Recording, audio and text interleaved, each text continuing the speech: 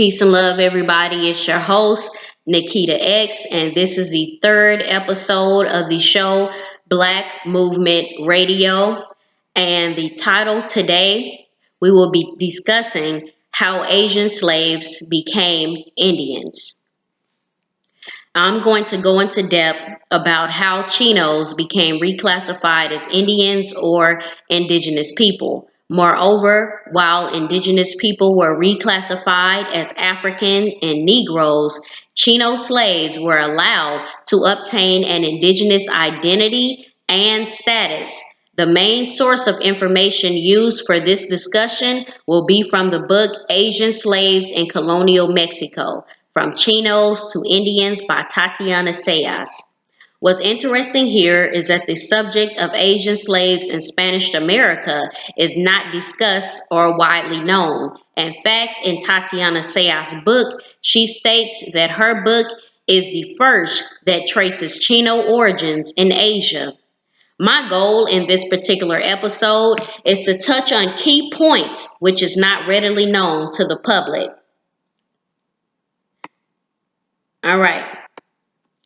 After parts of Asia were conquered by the Spanish crown, Asian people were put into slavery on their own land and later on shipped to places such as Mexico, Peru, and Chile. In other words, they were shipped to Spanish-controlled colonies in America. Now, this is a quote from the book, Asian Slaves in Colonial Mexico. Quote, "The foundation of the Spanish Philippines gave rise to the trans-Pacific slave trade. Manila became the colonial outpost in Asia where slaves were purchased, and the Manila galleon ships afforded transport to Mexico. Manila was a slave society during the 17th century. Slaves did the majority of the labor, and master-slave relations shaped the general social order. Within years after the Spanish conquest, the bustling port city had some 40,000 residents of diverse origins. A full quarter of this population was enslaved. They were craftspeople, manual laborers, and servants who upheld their master's social structure. By the 1620s, the city had 8,000 indigenous slaves and 2,000 foreign slaves, in addition to an untold number of Muslim slaves. The whole of the city was a slave market, supplying labor to Spanish colonists and indigenous elites. Slave auctions were held in the plazas found within the city walls, and masters also sold slaves through individual transactions.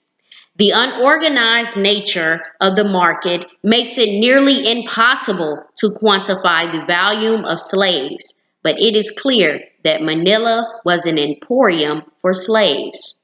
Masters from throughout the Philippines knew to come to the capital to secure chattel property. Now, these slaves were from diverse places, and they were called Chino slaves. And they came from places such as Filipinos, India, Philippines, India, Bengal, Indonesia, Malaysia, Sri Lanka, Japan, China, and other places. Now, once in Mexico, all of these people became Chino slaves. Now, here is a backstory of what took place in the Philippines. And what took place in the Philippines also mirrors what took place in America when both empires, the Philippines and America, fell to the Spanish crown. I'm going to read a page from the book Asian Slaves in Colonial Mexico, and it's from page 46. Okay.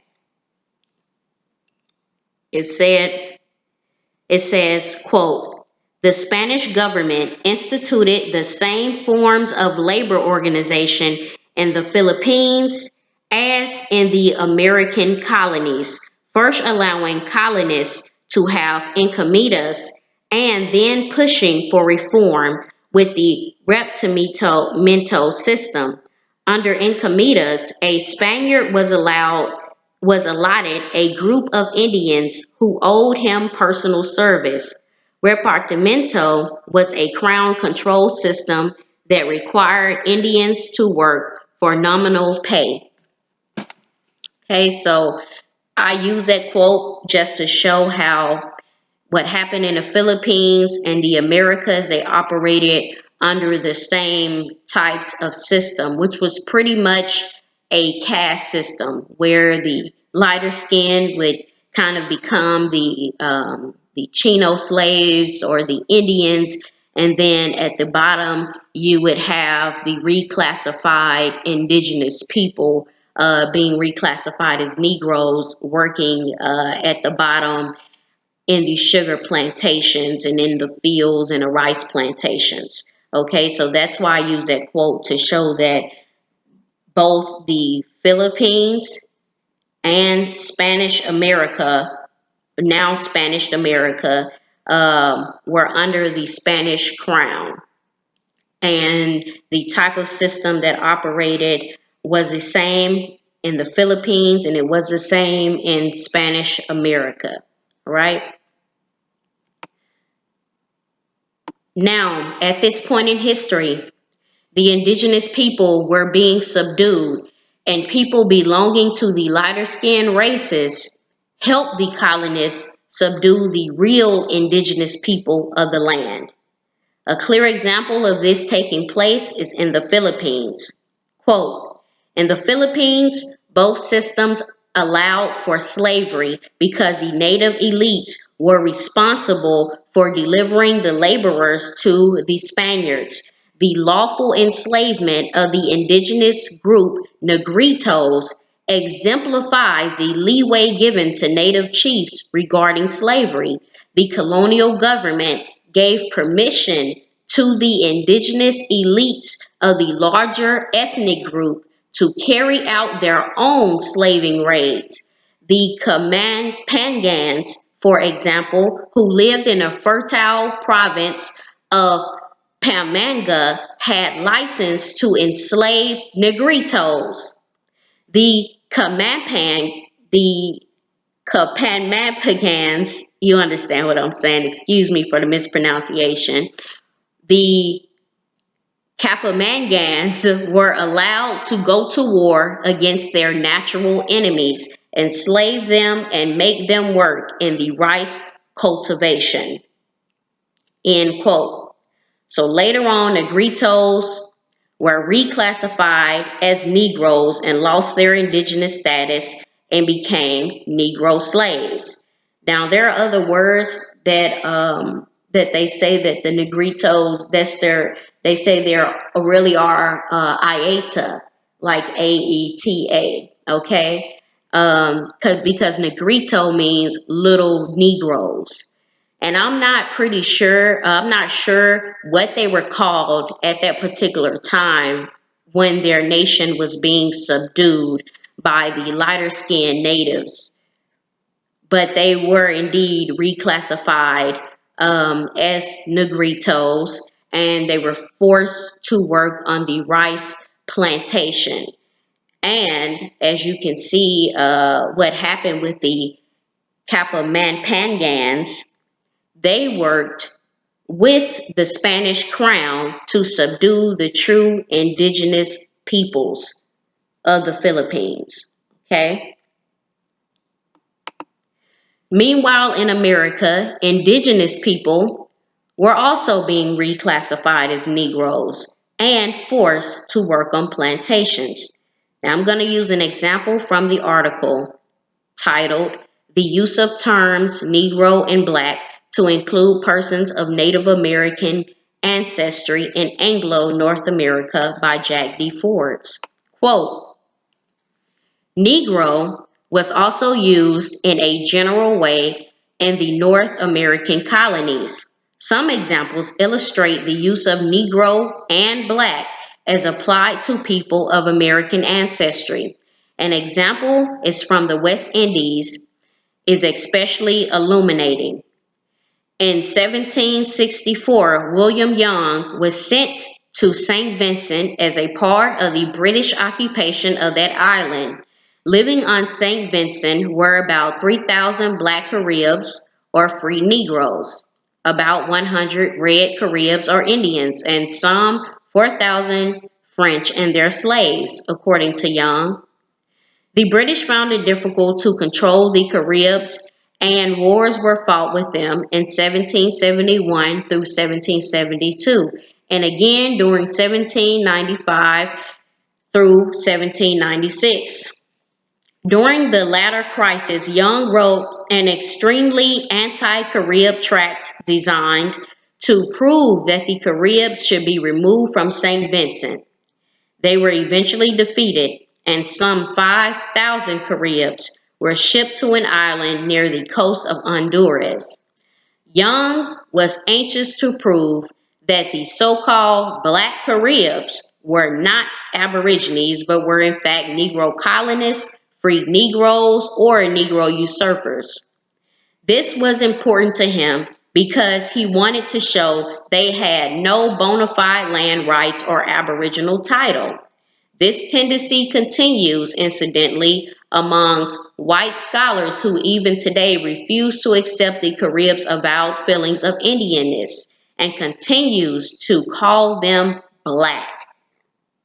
Now, this is what happened and what they still do today. Okay, so at that time, the indigenous people were fighting and were being reclassified as Negro and Black, and there were some lighter skinned native peoples who were helping them.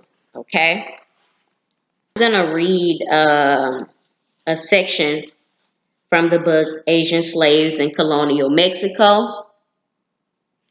And this is about another way that was completely a reclassification, or what we would call a genocide on indigenous people through reclassification. Okay, so this is from the page 110 in Asian Slaves in Colonial Mexico. All right, so quote, the devastating demographic collapse of the indigenous population in the 16th century transformed the labor system in Mexico. The drop in population was almost inconceivable.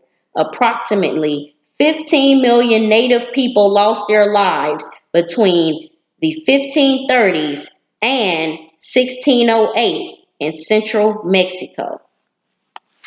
So you mean to tell me in less than 100 years, 15 million native people died? They lost their lives or were killed? All right. And this is not to make light of the situation or to poke fun at it, but what I'm saying is that all of these people that they reclassified as Negroes, as African slaves, a lot of those people were indigenous people. But it makes it look like there was a complete slaughter or genocide of indigenous people. When you just reclassify them, then you can say they're all dead. But no, they're not dead. They've just been reclassified. They were reclassified by the pen. Okay? And we see that this actually happened with the Karankawas, and it happened with the Yamasee people as well. All right?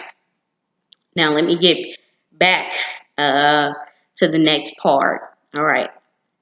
Now that dark-skinned Aboriginals lost the war against the Spanish Crown and now Spanish America, they were then reclassified as Negroes and Africans. The lighter-skinned native people who helped subdue the Aboriginal people were allowed to maintain their indigenous status, but they were still considered subjects or slaves of the Spanish crown and forced to endure a lighter form of slavery, which was not nearby as harsh as what the Aboriginal people had to experience. So this is the talking about how the Chino slaves became Indians, all right? The Chino slaves who were brought from the Philippines were people who were used to working underneath the Spaniards, and the Spanish believed that they were easier to control than Negroes who were there, Once in Mexico, they worked in the textile fields, and though they were laborers, they were not forced to work out in the fields like the dark-skinned aboriginals, and they soon became identified as Indians. All right. Now I want to read to you a section if I can find it. If I can't, then I'm going to just leave it alone. All right. I believe I think I did find it. Okay. All right, here we go. Yes. All right, this is from page 109. This is a section from Asian Slaves in Colonial Mexico. Quote, Chinos were mainly servants because Spanish colonists characterized slaves who came from the Philippines as being more domesticated than black Negroes. The same quality was attributed to Indians who were considered to be naturally obedient and to have an aptness for service.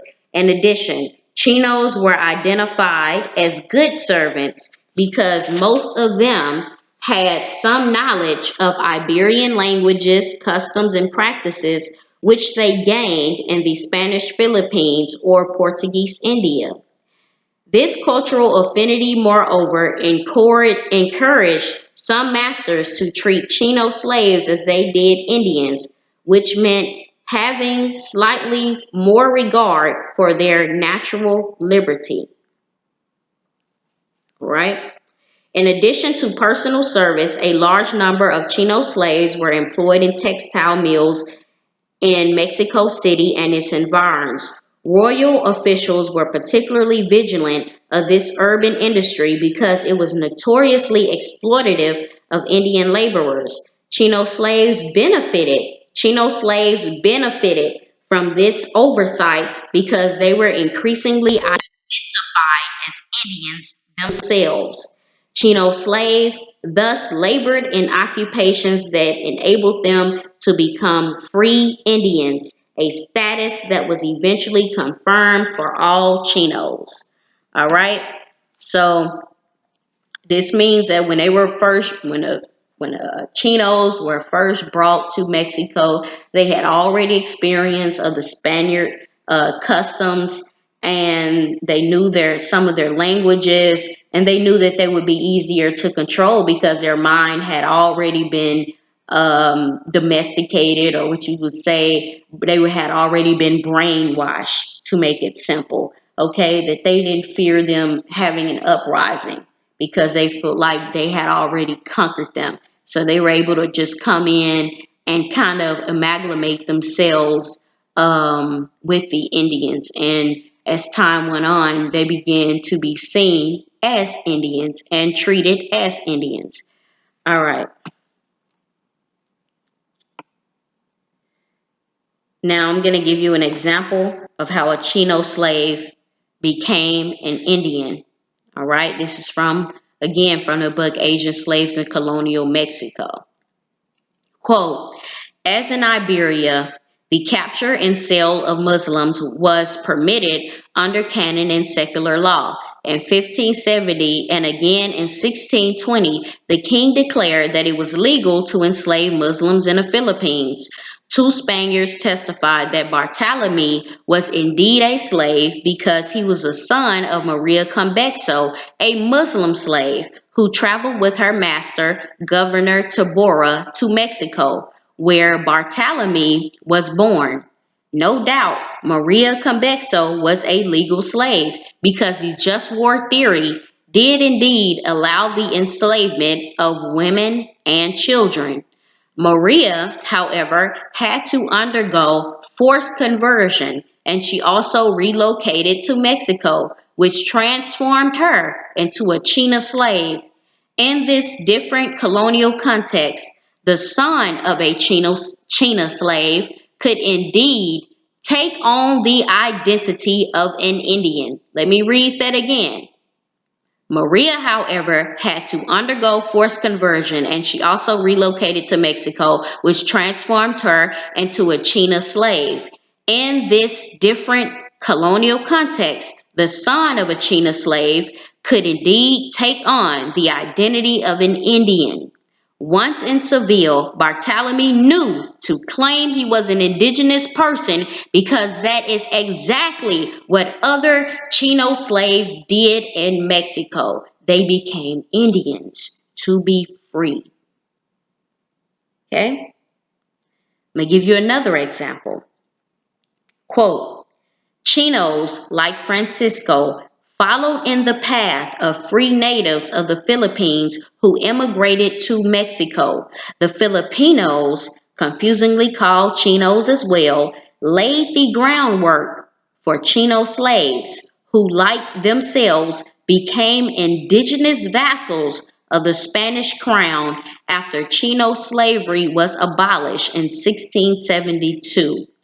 Over time, all of their diverse ethnic identities were folded together into one Indian identity. Filipinos thus became part of an increasingly multi-ethnic population and took part in redefining Indian identity in Mexico. End quote.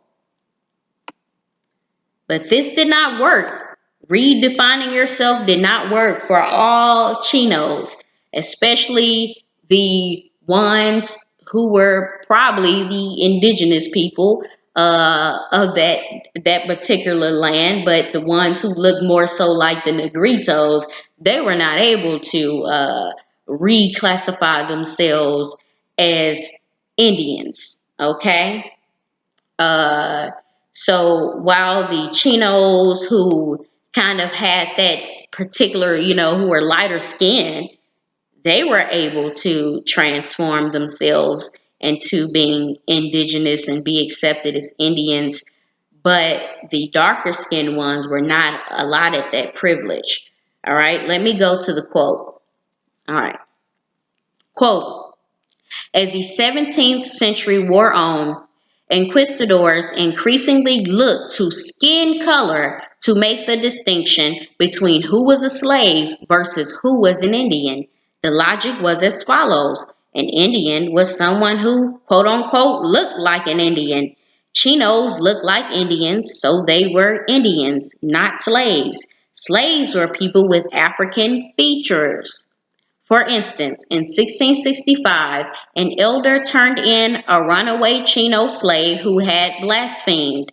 Some testified he was a mulatto slave, and others called him Negro. The wording of these testimonies suggests that in 1665 the word black was being used for slave.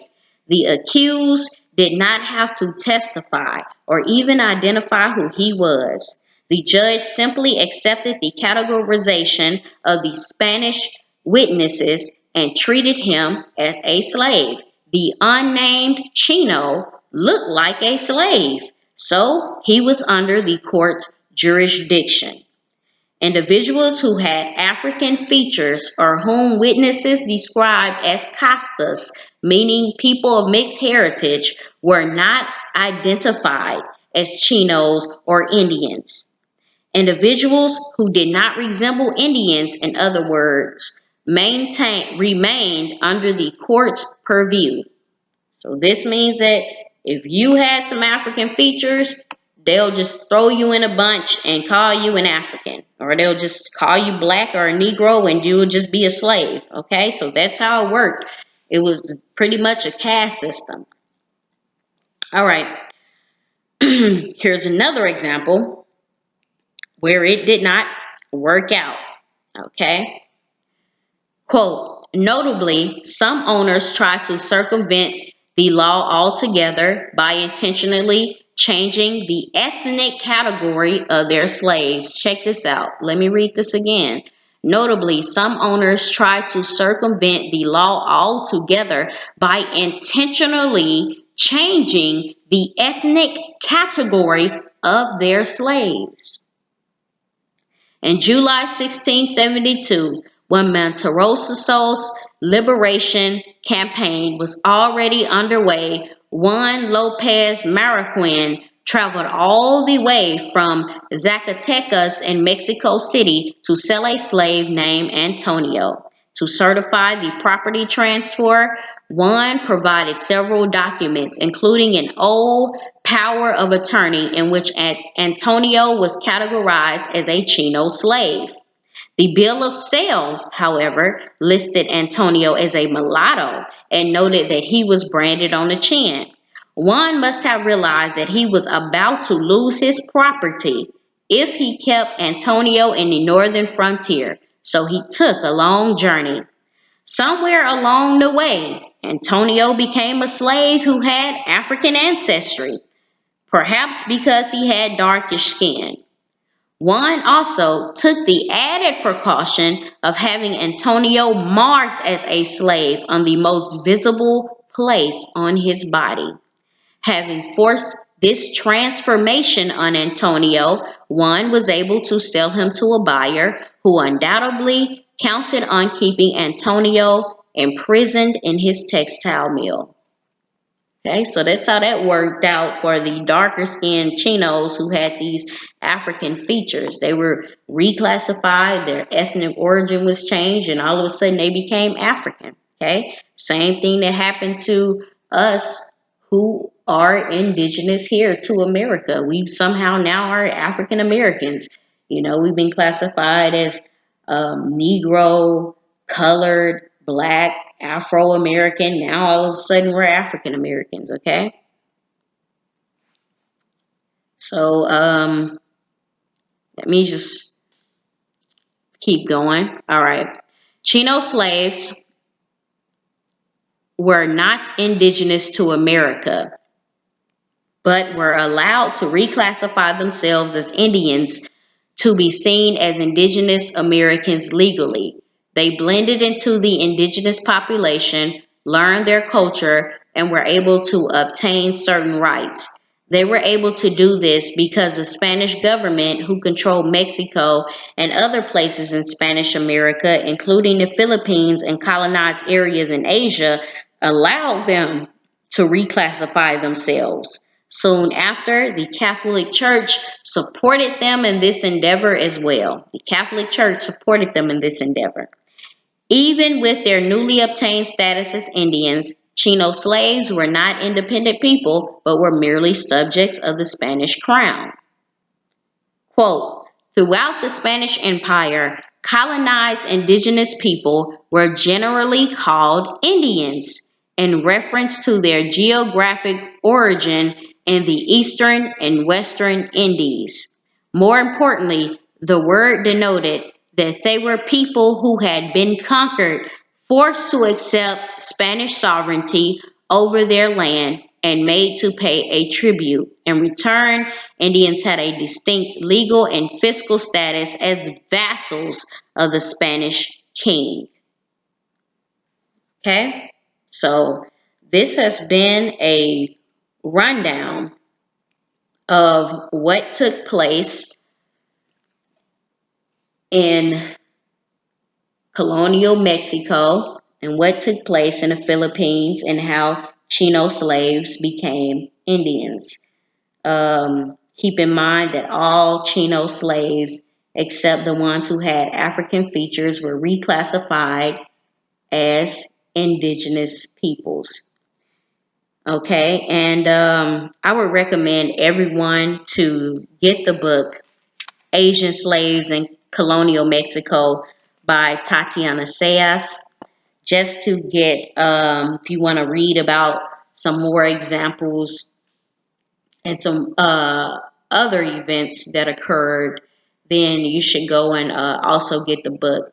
This was a brief rundown of how Chino slaves became Indians, how darker skinned peoples were reclassified as Africans, and how even though these people called Chino slaves turned so-called into Indians and indigenous peoples, they were still basically slaves to the Spanish people, to the Spanish crown. Okay, so it wasn't really, though their enslavement was a lot easier and they benefited from it, they were still not free. They were still being controlled. And they were forced. It said that they had said, "Hey, I give up my rights. I'm going to pay a tribute to the Spanish crown." So, this is just how it worked out. So, peace and love, everybody. Any questions, you can post them below. And thank you for listening. I'm your host, Nekitha X, and this is the third episode of Black Movement Radio. Peace, love, and light.